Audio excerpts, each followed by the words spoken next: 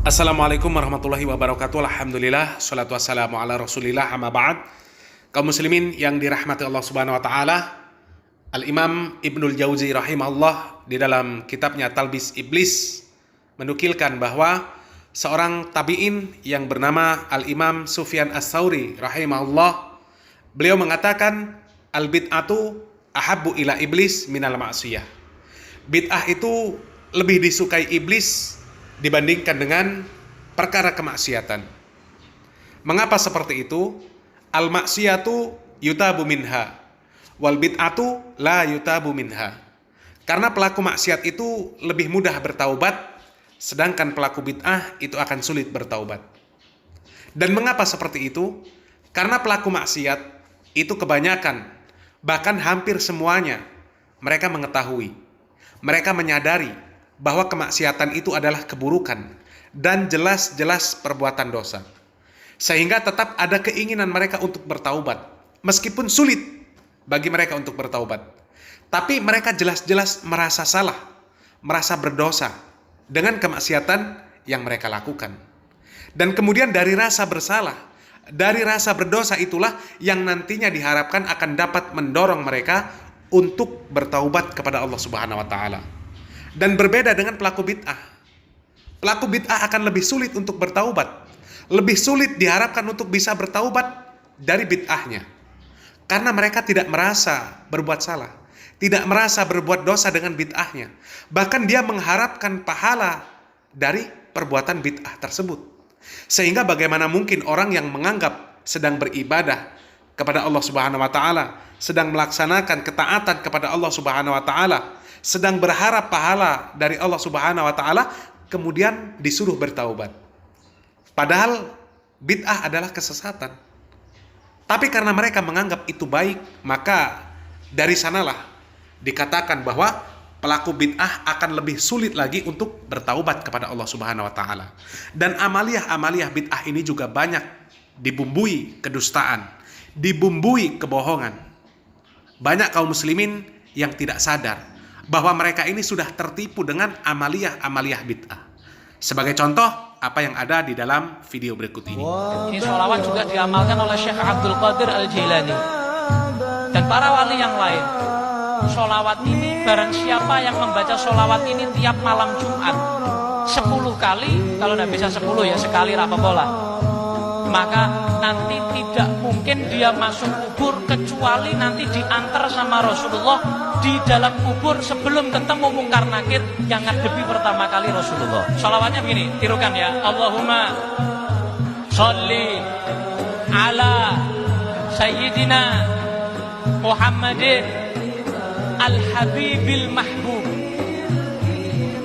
al-alil qadri al-azimil jah wa ala alihi wa sahbihi wasallim.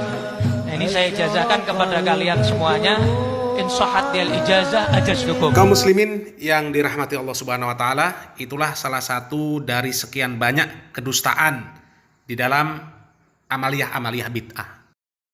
Dikatakan dengan membaca sholawat yang diajarkan tersebut, maka nanti ketika mati akan diantarkan jenazahnya oleh Rasulullah SAW.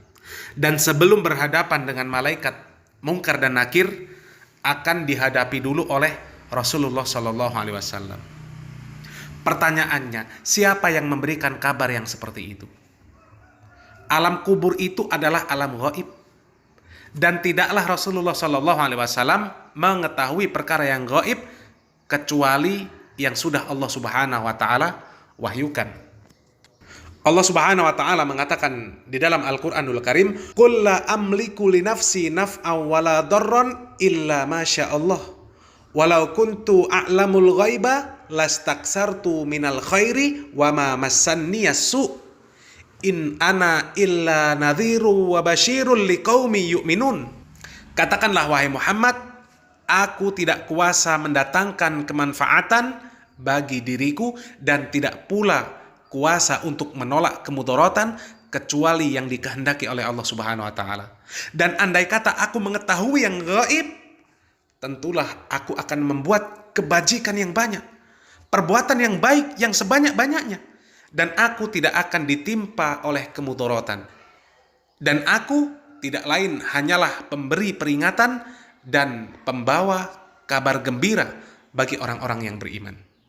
Dan di ayat lain Allah Subhanahu wa taala mengatakan, "Qul la ya'lamu man fis samawati wal ardil ghaiba illallah." Tidak ada sesuatu yang ada di langit dan di bumi yang mengetahui sesuatu yang gaib kecuali Allah. Rasulullah sallallahu alaihi wasallam melihat azab kubur. Rasulullah sallallahu alaihi wasallam memberikan kabar-kabar yang gaib, semuanya berdasarkan wahyu. Ada malaikat Jibril yang turun untuk menurunkan, untuk menyampaikan wahyu kepada beliau sallallahu alaihi wasallam. Kalau Anda yang mengarang solawat tersebut, menjelaskan keutamaan solawat yang Anda buat tersebut, malaikat mana yang memberikan kabar kepada Anda?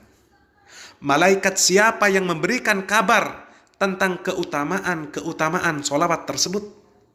Dari mana Anda tahu kalau Rasulullah SAW akan turun kemudian mengantarkan jenazah, kemudian ikut masuk ke dalam kubur sebelum malaikat Munkar dan Nakir datang? Adakah kabar dari malaikat? Kalau ada malaikat turun melegalkan amalan tersebut kepada Anda, menjelaskan fadilah-fadilahnya ini kepada Anda, menjelaskan keutamaannya ini dan itu, artinya Islam ini belum sempurna.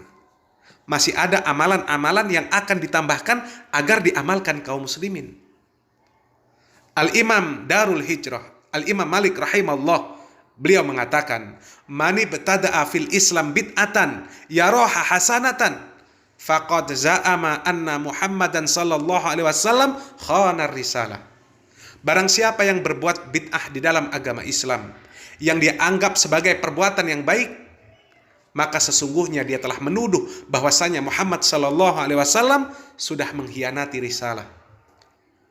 Li'anna Allah azza wa jalla yaqul, karena Allah Subhanahu wa taala berfirman, "Al-yauma akmaltu lakum dinakum." Hari ini telah kusempurnakan bagi kalian agama kalian. Oleh karenanya kemudian Al-Imam Malik membuat sebuah kesimpulan, "Fama lam yakun yauma izin dinan, fala yakunul yauma dinan." Maka apa saja yang pada hari itu bukan bagian atau bukan sebagai bagian dari agama, maka tidaklah hari ini dia menjadi bagian dari agama. Ketahuilah kaum muslimin yang dirahmati Allah Subhanahu wa taala, kalaulah bid'ah yang seperti ini dibolehkan di dalam agama, maka akan terus dan terus lahir amalan-amalan yang baru. Dan banyak orang-orang yang kemudian akan berbohong dengan mengatakan amalan baru tersebut memiliki keutamaan ini dan itu. Sementara Allah dan Rasulnya tidak pernah mensyariatkan. Dan tidak ada malaikat yang turun, yang memberikan wahyu, yang memberikan khabar tentang keutamaan amalan-amalan tersebut. Wallahu a'lam bishawab. Semoga yang sedikit ini bermanfaat. Barakallahu fikum. Wassalamualaikum warahmatullahi wabarakatuh.